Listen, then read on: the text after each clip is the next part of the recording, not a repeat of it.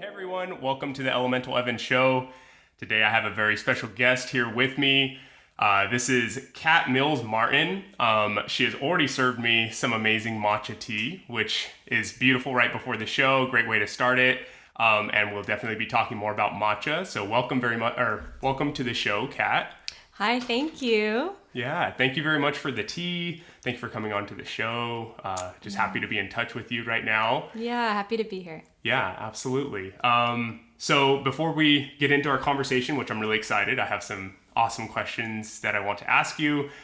Let's start with a little rapid fire questioning. So first off, just where are you from? I'm from Honolulu, Hawaii. I know we already talked about this, but a special place in my heart for sure. And then where are you currently living? I live on the east side of LA. Very nice. How are you liking the east side of LA? I love it. It's so fun. It's so fun. Yeah. How long have you lived out there? I've been there almost 10 years, and then I lived in New York for almost 10 years prior to that. So I've been away from home for a while, but I go back often. Yeah. Do you have plans of moving back to Hawaii, or do you like staying out here? I'm always entertaining it. Yeah. I'm always entertaining it. But right now I'm happy being in LA, and yeah. Yeah, I think it's a good space to be, at least for the moment. I'm really enjoying it as well. So That's amazing. Okay, and then let's see. What's your favorite book? Maybe of the moment or of all time? Oh my gosh, that's so good. The first book that comes to mind, it's actually a very short book. It's called True Love by Thich Nhat Hanh. And it's just one of those books that just came to me at the moment that I needed it. And it's a book that I always recommend to people who are going through a hard time or going through a breakup. It's like the best thing to read. Oh, wow. And he's just such an amazing writer and being. So yeah, I recommend that book. Who is the author? Sorry. Thich Nhat Hanh. He's a Zen Okay. monk, and he's a wonderful, poetic, insightful, just beautiful writer. Okay. Yeah. That's all that needs to be said, really. That sounds like an amazing book. Very cool. And then do you have a favorite quote? Well, since we're talking about tea, my teacher used to always say, "No shortcuts." No shortcuts. Yeah. Yeah, that kind of always makes me think of the way you do anything is the way you do everything, right? Like paying attention to the small things, they add up over time. They might seem insignificant in the moment, but truly the way you do everything is how you're going to do everything. So yeah, that's a very beautiful thing about tea for sure. I'm sure you've probably noticed that as well. Yeah. Yeah. It's something that I just keep coming back to in everything I do. Like you said, it's, our culture moves so fast. And so to really take time to be with something or study something, any craft, it's there's really there's no replacement for that. Yeah. So no shortcuts. Yeah, and I think we live in a time and space where we really enjoy the shortcuts, we're not used to having to put in all the, we expect big results really quickly, whereas back in the day, and even still today, people had to put in a lot of time to hone a craft, right? And there's a very beautiful aspect to that, but I see it a lot, I think, with even the younger generations, after me, I see it a lot where they're almost nervous to try new things because they think well, they're already so good at it. You know what I mean? And so it's kind of one of those things they're good, but you haven't seen the years of work that they've put into making this a craft, Exactly. Yeah. And I'm really into preferring experimentation to analysis or to trying to work things out just in the mind. It's we have to get in there and actually do them to know, to build that wisdom. So I think experimentation is really nice. Yes. To just favor. Yeah. Well, yeah, because I think you can read as many books on a topic as you want, but until you finally do that action, you don't have the full experience, Yeah. Yeah. I'm a very big proponent of hands-on experience, and I think my parents really taught me that, especially my dad. He used to just in a way, he was a really bad teacher, but a really great teacher, because he'd be okay, here's this, go do it, and you're how do I do this? But you just figure it out. Yeah, I think that's great. It is. I mean, I definitely learned how to do things very in my opinion, a very good manner, and with a lot of quality, you know, and it's like I just had to figure it out. So it helps me to like think on my toes as well. I like to think so, at least. Yeah. Yeah. Sorry, this is all like rapid fire and I'm taking forever. But last one, what is your favorite tea? Oh, yeah. Favorite tea? Well, that's a really hard question to answer, but I'll just say Shopur. Yeah. It's just my favorite. Yeah. So for the listeners who don't know what a shopur is, can you explain a little bit like what specifically it is? Like, is it has it been fermented, or is it like a young plant, old plant, like flavor? Yeah, so the specific type of pu'er tea is a fermented tea that is typically pressed into cakes. And so it was originally intended to replicate the aging process with tea, but they ended up kind of creating a whole new type of tea. Whoa. And so it tends to be really earthy and rich and really good for colder weather, which you have over here on the west side. So that's really nice. But I drink tea seasonally too. So I change, what types of tea I'm drinking depending on the season. But that's just one that I just love when I can have like a bowl of shopur. Yeah. It's so comforting. Yeah, I definitely agree. I don't know as much about tea, but everything you said, I'm like, oh, that makes so much sense. Like it definitely matches a cooler climate, like it feels more like homey and cozy, right? But I had a question, and I don't know if you know, but what's the difference between a sheng and a shou? Yeah. So sheng pu'er it's the same. All tea comes from Camellia sinensis, and what differentiates, the type of tea, or what we would call a type of tea, are the processes by which it's made. So shou, like I described, it's like covered with these thermal blankets, and it speeds up the process of what they were originally intending to age the tea quicker, but they ended up creating this kind of different type of pu'er tea. Sheng can be aged as well, but it's essentially raw pu'er tea, and which is why you have a different flavor to it. It tends to be a lighter color of tea, and it has there's so many different ways that we can describe tea, but I feel like those are the basic differences. Yeah. It's very interesting to see how like the same plant can be made into so many different styles of tea, right? Yeah, that's part of the beauty of it, and the alchemy of tea is like, that it just has these different manifestations.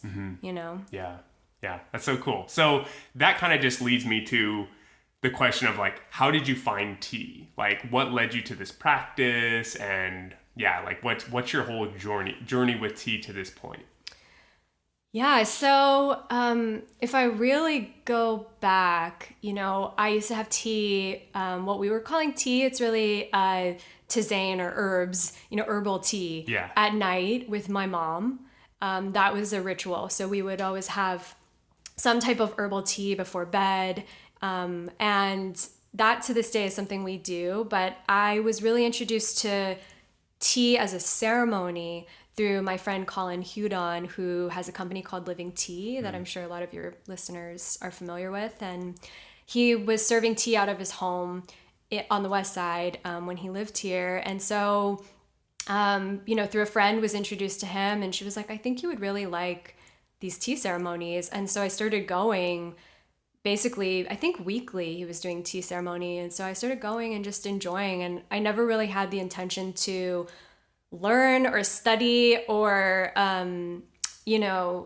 like serve tea. It was just a practice to be, in the space and to meet people. And that's what happened. And then, he introduced me to the folks at Global Tea Hut, and I learned a lot through them. And then through a long, kind of amazing story, which maybe we can get into later, I met my Japanese tea teacher, Matsumoto sensei. And then it just kept growing and expanding from there. And so that I really credit those early tea ceremonies with Colin to kind of opening the door to tea as a way and as a ceremonial practice. Yeah. That's really cool. So he was here on the west side of LA? Yeah. I didn't even know that. That's so cool. Yeah, this is many years ago. Yeah. And it was just amazing just to get to be in that space and like find a whole new community through that. Yeah, that's really cool. I know that's one thing I really enjoy about the tea sits is kind of the ability to then afterwards kind of share a little bit, whereas like if I think of other practices that I do like yoga or breath work or something, usually you're just, you're kind of silent, maybe you chat a little bit here and there, but like afterwards everyone kind of disperses, does their own thing, and like tea you kind of sit, or at least in the chow dao like servings, like we sit after and share like an experience that we might have had, and I really enjoy that aspect of it. Yeah, it's cool to see what arises after sitting in silence, right? Like always a surprise. Yeah, I know. It's anything that I feel that can get you silent is a great practice to have. Anything that allows you to sit with yourself and kind of like remove distractions and just kind of focus on the present and yourself, like that to me is a beautiful practice. Yeah. I also there was someone that said anything, in his opinion, anything that stimulates your parasympathetic nervous system is like a religious experience. I really like that. I'm like, when he first said that, I was like, that's interesting. Because for those of you who don't know, the parasympathetic nervous system is like your rest and relax, like your rest and digest. And so you're literally coming into like more of a present state, in my opinion, because you're more calm and like in the moment, and yeah, anything that kind of can trigger that, it is kind of like a religious experience in a way, it like brings you more present with the moment, That's really beautiful. Yeah, I really like when he said that, I was like, oh dang, that like I'm gonna have to share that sometime. Yeah, so, cool. Yeah. And then so with Matsumoto sensei. Matsumoto sensei, she and you said she was Japanese, correct? Yes. Did she teach you mainly the matcha style serving? Yes, only matcha. Okay. Yeah, so she's part of what's called the Urasenke school of tea, Urasenke tradition, and it's one of the oldest traditions of Japanese tea ceremony that goes all the way back to this guy named Senno Rikyu, and Rikyu is sort of considered to be one of these grandfathers of tea. She would always say that he made tea accessible to the people, to be able to have tea, casually, that he really popularized wabi cha.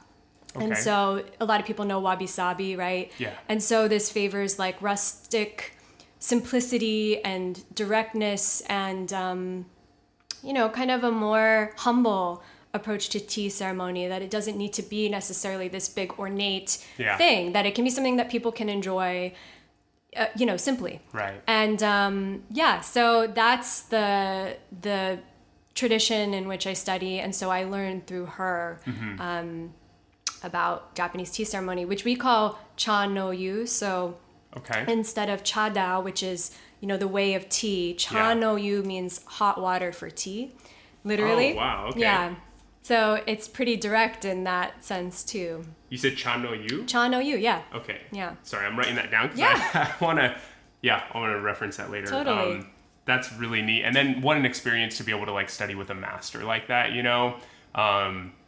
that's a very special and sacred thing. And then I believe you had mentioned she lived to 103, right? Yeah. Crazy. I mean, that alone is like, being that this is like a health podcast, I mean, tea in so many ways connects to health. Obviously there's in a tea ceremony, like the spiritual, the emotional, the the mental like health that you get from it, but I think there's also like a lot of times we forget it's so healthy for you as well. Totally. That's such an important aspect of it. And she would always anytime I would get sick and miss practice, I would come and she'd be like, drink more tea. She's like, I drink tea every day, I never get sick. She would always tell me that. So I mean, speaking to referring to what we were speaking about earlier, it's like I have a much more embodied sense of tea. Like I don't have all the fact sheet of the health benefits, but she would always say it's very high in vitamin C. That's what she would say to me. High in vitamin C, super high in antioxidants as well, which we're just finding like is so beneficial for the body, like getting rid of free radicals in the cells, like anti-cancer, all of that. So anti-aging as well. So I mean, there you go. It's incredible. Also, I've heard that pu'er teas specifically are really good for helping with maintaining like a healthy body weight. Like I don't know the specific, but something with like allowing the release of like body fat. And so like allowing for like a very healthy weight to be maintained. Oh, I didn't know that. Yeah, it's I would have to go find the study again. And it was on actually another podcast that I was listening to. But yeah, Cool. tea is so healthy for sure. And then obviously like there's the whole spiritual side and everything. But yeah, so also I wanted to ask a little bit, you went to, it's Telluride, right? Yes. Yeah, I kind of just got back, like I was telling you. And how was your experience there? Like what kind of, like, actually probably explain like what the event was and like what they're, having there. But I'm personally just curious to hear, so. Yeah. So it was a beautiful 5-element retreat hosted by Mountain Gate Tea House, which is the tea house that houses living tea, and it's a tea house and an art gallery. And so the retreat was focused around the 5 elements, Taoist theory, meditation, tea, and Qigong. And there were a host of facilitators. We had about 30 of us there gathered in the mountains of Telluride, and I was there serving tea and also doing some photo and video record keeping for them, which was really cool to kind of flow between those things because that's something I do in life. And it was just an incredible experience. I mean, that land and that town is surrounded by basically 360 degrees of mountains. So everywhere you look, there's beautiful aspen trees and waterfalls and streams, and it's so incredible. When I was leaving, I was like crying in my car leaving, like, oh my God, it's so beautiful here. Yeah. But it was an amazing experience to just be in that space with those people and, be in retreat together. It's a true retreat experience. She didn't get it. Yeah, I know. Thanks, Siri. She's like, I need more information about Telluride. Tell me about this tea. Yeah. But yeah, it was really cool. That's amazing. So you mentioned that they had a few other practices like Qigong out there as well. Did you partake in any of that as well?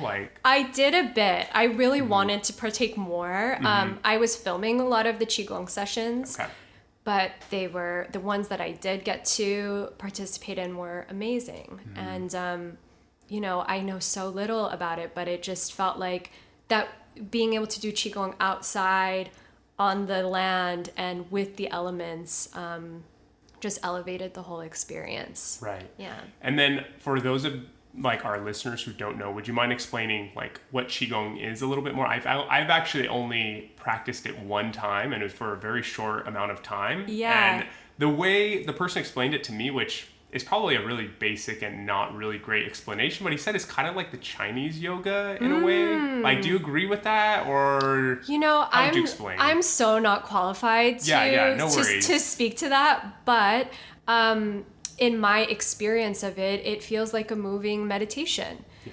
And I'll refer to Yamin, who is the teacher, who's very experienced. She said, you're always doing Qigong. The movements that you do when you're folding the laundry are Qigong. Everyone does Qigong. And so that like resonated with me. And I was like, oh, I can understand that it's actually, it's something we're always practicing. Like, even tea to me is something I'm always practicing, this kind of like non-dual breaking apart, and it sort of dissolves into when does the practice end? I don't know. Right. Yeah, that's probably another really great aspect of like a tea ceremony, is kind of showing that, and kind of with like any ritual, it's like anything can kind of be a ritual if you like bring the awareness and attention to it, right? Which I feel like for our listeners as well. So you're a filmmaker as well and an artist, obviously. Which we'll mention your Instagram at the end here and any works that you have because everyone should check you out. But definitely, I feel like the practice of tea, how does that kind of like correlate or spill over or influence your filmmaking, your artistry, any of that? Yeah, I feel like it's all steeped in tea. Beautiful it's analogy. All I like that. there. Yeah. It's like that is that there's no separation. It's probably even deeper than I can really articulate with my mind. You know, like I'm probably not even fully aware on a mental level of how much it's influencing my art making practice or what is influencing what. But I know it's there, and I think having a meditation practice, you know, for some time and movement practice and all of these things kind of blend together and they all influence each other. And so even if I'm doing something that on the surface or physically might look really different, or I'm working with the camera or working with an actor or, you know, on set, it's all present within my being somehow. And I'm sure it's felt on some level, but to what degree, I don't really know, you know, I'm not sure. But I definitely know that on a very basic level, all of these practices help me just be in the world and move from my center in the world. And so that feels really valuable to me, you know? Yeah, definitely. And I like how you say, it's kind of like tea, I'm sure, influences your filmmaking, your artistry, but also to what degree does that, you know, influence your tea and all that. So yeah, it is. It's just, bringing more awareness to everything we're doing, right? And more intention to it. So pretty.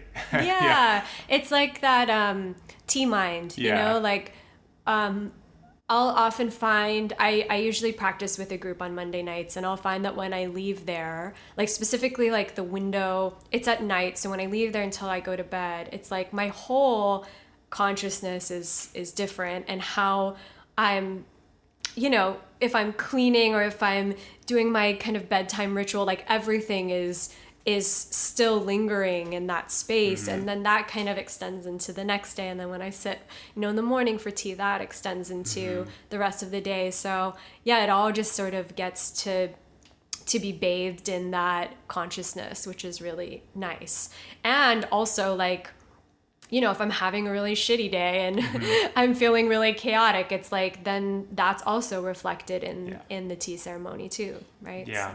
Because there's always something to be had, you know. It's like, because it is a meditation, and I as well do, usually I do a morning meditation, but what was really interesting is I've been doing a lot of morning tea sits with Ashley, and so I've gotten quite used to like how my mind is at that moment in time, and usually in the morning, like, it's pretty calm and still because like nothing's really gone on yet. I'm still like pretty fresh in the day. But then in the evening times when I do tea sits, my mind is much more like in a thought process, right? And so, and not necessarily in a bad way, it's actually more, it starts to, I start to think of a lot of things, and like, it's kind of pretty too, because some things will be like maybe very philosophical or something. So it's pretty interesting though to see how each sit's going to be different, but also like the time of day, I feel that you do it like affects it as well. Sure, that makes a lot of sense. Yeah. So we had Kristen Delaney on here a few episodes ago, and she chatted about Chow Dao and the servings of like that style tea ceremony, but I haven't heard very much about the matcha tea ceremonies. And as you had mentioned earlier, the Cha no Yu style of matcha sounds super interesting. You obviously served me some matcha before, which was amazing, tasted super good. But could you talk a little bit about like the style of serving there and just kind of how all of that goes, like any just the practice in general, I guess. Yeah. Totally. Yeah. So in this tradition, it's whisked tea. That's the method. And we are working with matcha. And as I mentioned to you, there's sort of two distinct ways of preparing it. There's a lot of different types of ceremonies within the tradition. Many. I mean, I've learned a lot of them, but I have many yet to learn. Oh, wow. But there's two distinct types, which are usucha, which is thin tea, Okay. and koicha, which is thick tea. And so usucha tends to be a more informal ceremony. It's the type of tea the type of matcha that most people have probably had. You know, it's a certain ratio of matcha to water. It goes down really easily. It's very silky, and that's the thin tea. The thick tea is a higher ratio of matcha to water, and it's a literally a thicker tea. It's a little bit more syrupy, and I think it's quite medicinal tasting. It's a little bit of an acquired, experience. Yeah. And that tends to be a more formal procedure, and so it takes a little bit longer. There's a little more of a stronger container in a way that things are done in koicha, whereas usucha is a bit more determined by the guest. And so if the guest wants another bowl of tea, that's cool. If they want more sweets, that's cool. And that's kind of the basics. Yeah. So, and then in the more formal style, is it just one bowl that is served? It's not multiple pours, or is it multiple? So traditionally, it's a bowl that is shared between guests, and it's all prepared in the same bowl. Okay. So you're putting way more matcha in the bowl and the water, and then it's turned and shared between each person. Okay. Which, currently we're not doing as much these days, but it's a beautiful experience for when people can enjoy that. Mm-hmm. And then it's in silence, right? Yes, typically it's in silence. Okay. There are certain moments of discussion. And so you're asking questions about the teaware, the poetic name of a certain item in the tea ceremony. You can ask questions about if there's there are certain procedures that are for a special item that they're showcasing, and so there might be a story about the tea bowl, who gave you the tea bowl. There might be who did the lacquerware of the tea caddy. Right. And so we learn these things in tea ceremony, and my teacher was really adamant that we do it all in Japanese. So we do it all in Japanese. Wow. So sometimes my brain, when I'm thinking about the names of certain things, I only know the Japanese name. That's so cool. So you speak Japanese? I speak tea. Okay, gotcha. Yes, I only know really things that are relevant to tea ceremony. So I have a very basic knowledge, but everything we do in the practice is in Japanese. Wow, that's cool. Yeah. I really like that. It holds the tradition, kind of. Yeah. Right? Yeah, she was really adamant about that we do it in Japanese. Yeah. So that's another thing to learn. Yeah, I really like that. Always learning, right? Yeah. Constantly, I think, keeping the student mentality. Yeah. And then, so you said it's more matcha. I noticed when you served earlier, you did about two scoops, right? 2 scoops. And then, I don't know how much water, but quite a little amount, right? Like 3 ounces maybe or something, right? Yeah. It's kind of a visual. You kind of learn from making it, and you'll know if it's too much or too little. But yeah. And then if you were doing the more traditional style, how many scoops of matcha would you have put for that same amount of water? So for okoicha, you use less water, and it's 3 scoops per person. Oh, wow. Okay. Yeah. So you have to measure it out beforehand, and it's a little bit harder to make okoicha for one person because it's something that's shared. So yeah, it's just a different, it's sort of that embodied experience, even with serving pu'er tea, right? You get to know the tea. Yeah. And so you get to know it, and then you can kind of sense, okay, well, this is how it wants to be steeped. And so I find that sort of the same with matcha, even though you're working with what we could say is the same tea every time, but it's you get to know it, you get to know the different types of chawan, different types of tea bowl, and the water needs to be adjusted for that. Gotcha. So. Oh my gosh, that's crazy. I didn't even think of the actual type of like medium used for the bowl, you know, and then Yes. that affecting it as well. Yeah, like I made tea last night in a glass tea bowl. Oh. And I hadn't really done that before, or maybe I have, but it's been a while if I had. And so that was a totally different thing, you know, and wow. you just learn all these different ways of serving tea. Yeah, that's cool. And then also with the turning, I'm curious, why do we turn the bowl? Yeah, that's a good question. There is sort of a practical answer and a philosophical answer to a lot of these. So the philosophical answer is that there's a front and a back to every tea bowl, even if it's just a plain white tea bowl, as you saw my chalan is. There's a sort of a Zen, you know, front and a back. Right. So when you're turning it, it's like you're turning the side to face the guest, and then the guest turns the front to them. So it's everything in Japanese tea ceremony has a function, and everything has, if I'm to ask, is there a right way to do this? Yes, there's always, for every small detail, everything is so thought out. Yeah. And then, of course, with okoicha, you're sharing the bowl. So when you turn the bowl, you're actually turning a clean part of it to you. Yeah. And you also wipe it as well. But that's kind of, there's practical reasons, but then it's also so that sometimes there's a design that's to be presented, you know? And so when you turn it, it's revealed, and there's kind of a beautiful, like, poetic moment where you get to enjoy the front of the bowl, even if it's just a completely black tea bowl, you know? Yeah. Yeah. That's pretty neat. Yeah. I knew there had to be a reasoning for it, you know, like you said, it's like everything has a purpose, and I think that's what makes it really pretty, you know, because I think when you have more stuff to, like, in a way, I think of it like in terms of meditation, a lot of times they, like, when you chant a mantra or something, it's to entrap the mind and keep it, like, busy so that it's not able to wander. And I think when you have so many specific details, it also does the same process of, like, bringing the mind here and being like, okay, like, I have to focus and really do each process and step correctly, you know, so your mind isn't, like, thinking random stuff.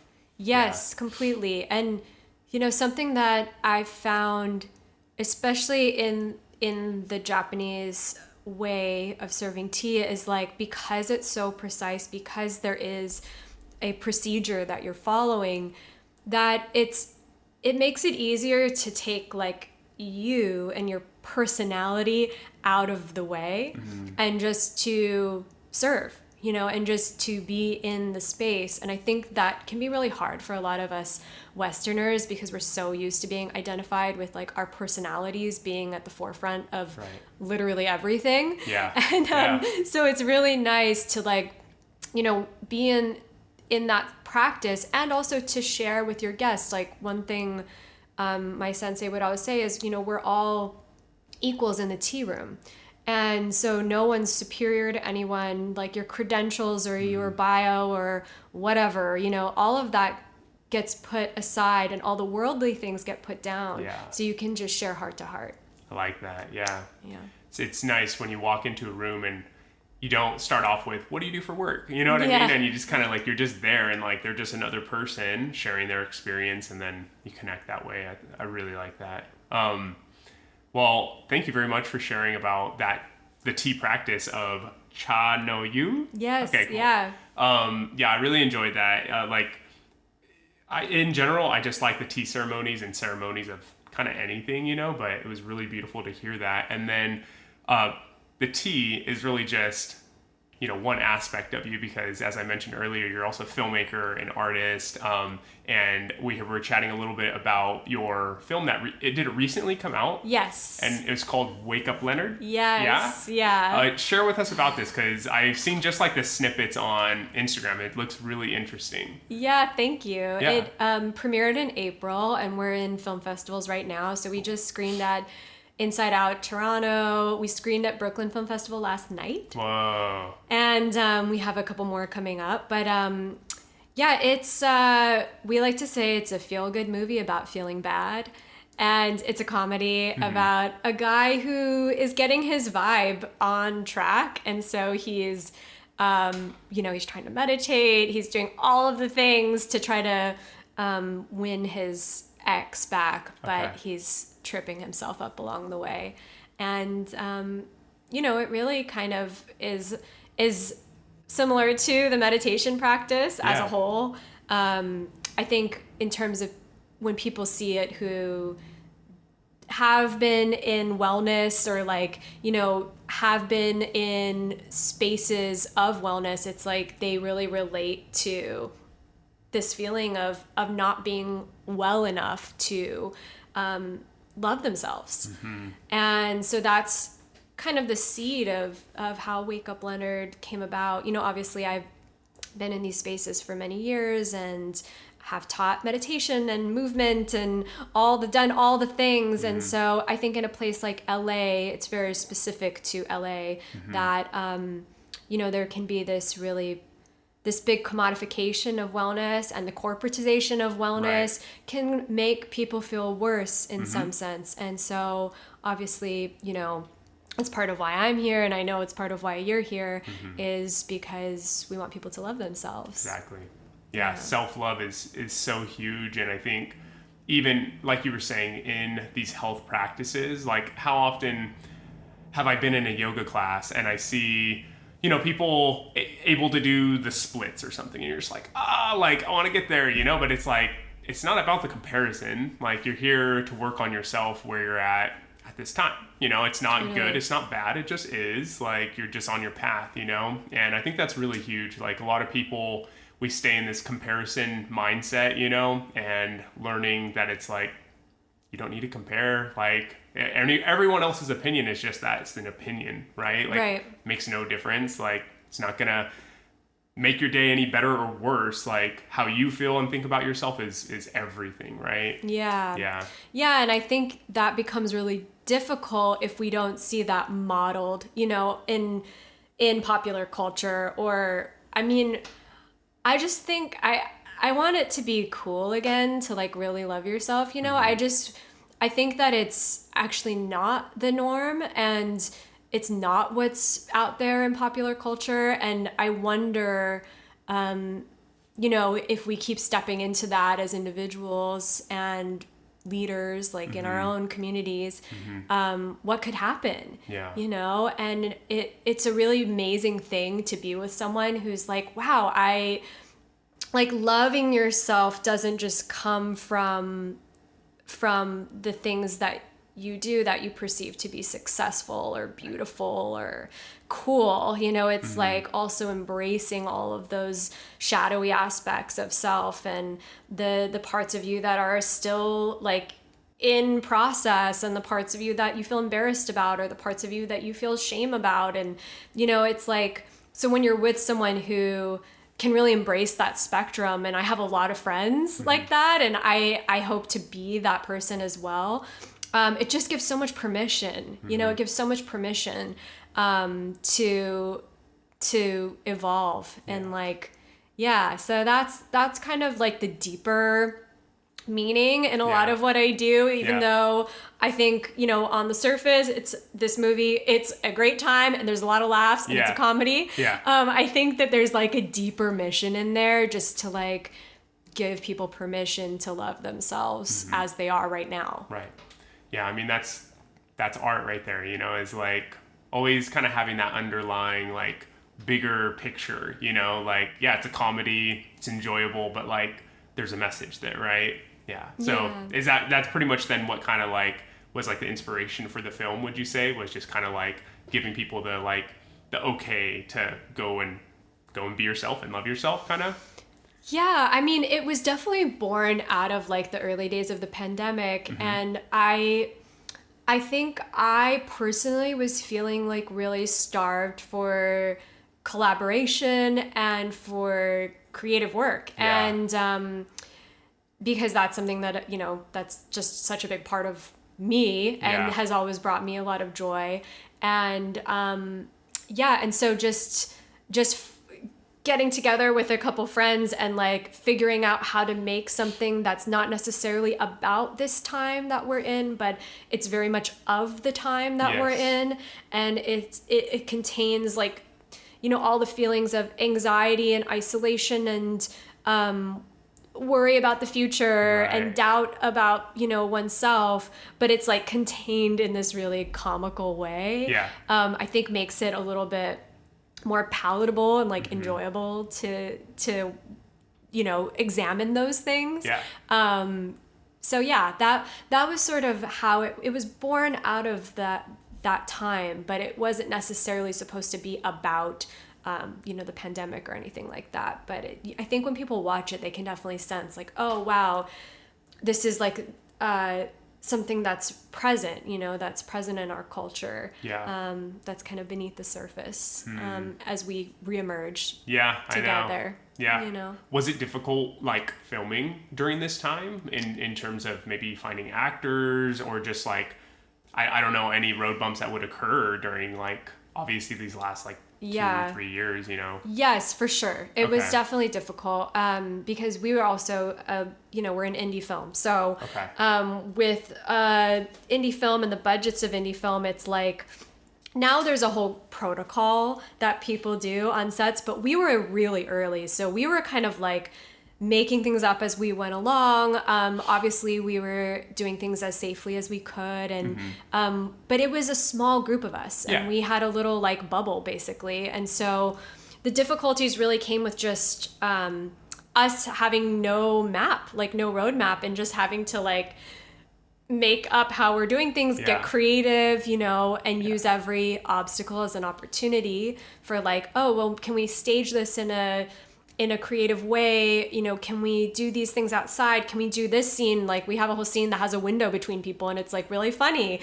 And, the humor would like came out of that moment. And That's really good. yeah, so we just found ways to like make it work. But yeah, I would definitely say like it made it more challenging. And I think now, like currently, there's a lot more protocol in place and people understand how to make it work. But this was so early. This was like 2020 and 2021. And so we were just kind of like blind leading the blind, but we did it. And now like the results are amazing and it's being received by people and we're getting great feedback. And so that just makes it all worth it. Like, okay, all of our like, making any movie is really hard, but this was my first feature film and it just happened to be during congratulations. this crazy time. Yeah, you really chose the time for that. That's cool. I know. I kind of like, I'm kind of intense in that way. Yeah. I'm like, okay, let's just do like the thing that seems impossible to do. Love that. Yeah, it's you just got to take the action. You know what I mean? Yeah, that's really cool.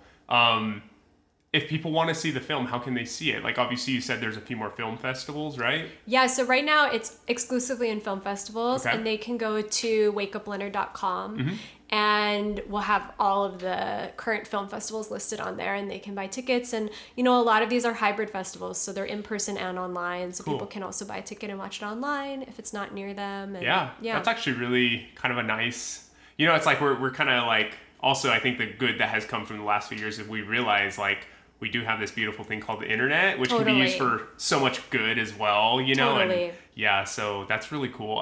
Eventually, will it come out on a platform as well? That's the idea. Yeah, Okay, we're cool. still working on that, but that's the idea is that we'll have it distributed and be available so people can watch it whenever they want. Cool. Yeah. Well, I'm going to check that out. And then we'll obviously link that in the show note as well, like the website and all. But Thank you. Yeah, Kat, so is there anything else you want to share on the show? Any last words? Also, like, where people can meet, or not meet you, but, like, connect with you more? And, like, where's the best place to stay in touch or anything? Totally. Yeah. So through my website, which you'll link, I have some creative offerings on there. Occasionally I do workshops, and I have some that I'm planning right now. So I would love for people to join those. And then obviously to watch the movie whenever they can, wherever they can. And on Instagram, they can link up with me. And I do serve tea in LA, sporadically. So that would also be a wonderful way to connect with folks and just sit and be together in silence. Yeah, I know you're talking about a place near your house that you're going to serve at. Would the best way for people to be informed on those be to follow you on Instagram? Like, would you post on there? Okay, cool. Yeah, I'll share it on there. And we have one coming up this month. So if people want to come, I welcome them. Awesome. Yeah. What day of the month? It is The 25th, I believe. I don't want to get it wrong, but I think it's the 25th of June. Okay. So yeah, if people want to join, that will be on my Instagram. Cool. And they can join. Very cool. Yeah. That's so awesome. Well, thank you so much, Kat, for sharing everything tea, everything matcha, everything film as well with Wake Up Leonard. Yeah. Thank you so much for having me. This was such a joy to sit with you. No, I really appreciate it. And I appreciate the matcha as well. You can come over anytime you want and serve. For sure, for sure. No, I'll come over and we'll do a sit. Yeah, sure. We'll do a sit. Cool. Yeah. Well, thank you so much, Kat. Thank you. All right. You guys know what to do. Do everything with good intentions, connect to your elements, and peace. This podcast is for educational purposes only. It is not a substitute for professional care by a doctor or other qualified medical professional. Evan Roberts is not a medical professional, and this podcast is provided on the understanding that it does not constitute medical or other professional advice or services. Statements and views expressed on this show are not medical advice. This podcast, including Evan Roberts and any guests on the show, disclaims responsibility for any possible adverse effects from the use of information contained in this episode. If you think you have a medical problem, please consult a medical professional.